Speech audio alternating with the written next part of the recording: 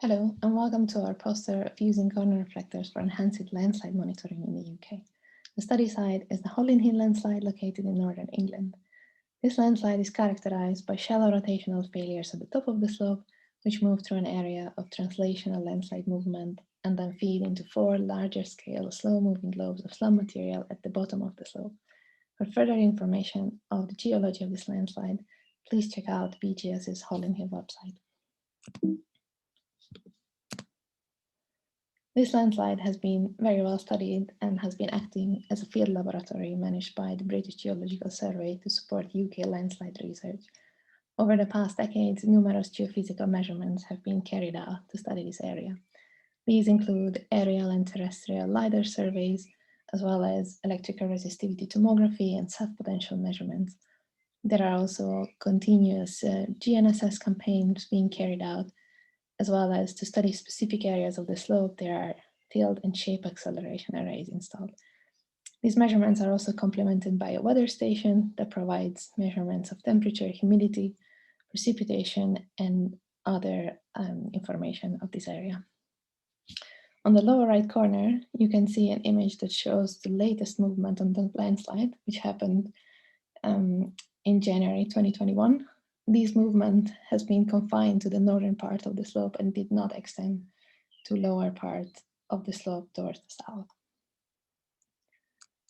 One of the most recent additions to these geophysical measurements are the installation of 6 corner reflectors in July 2019 to enhance INSAR measurements over the area.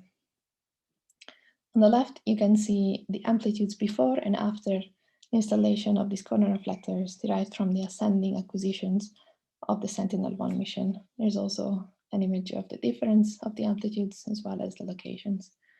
We also studied the phase stability of these pixels that include the corner reflectors, and we found that after the installation of the corner reflectors, the difference between phases of different corner reflector locations have greatly improved.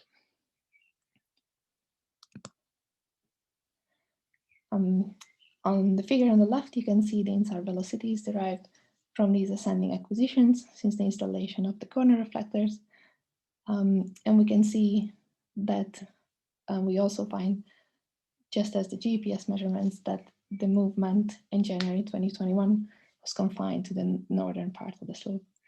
On the right, you can see individual time series of these INSAR measurements and plotted together with the closest peg location with GNSS measurements, which are the blue points on each of these plots.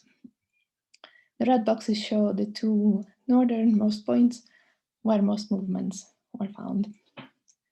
In many areas, it is challenging to use INSAR over landslides because of the small number of coherent INSAR pixels and their sparse and irregular distribution.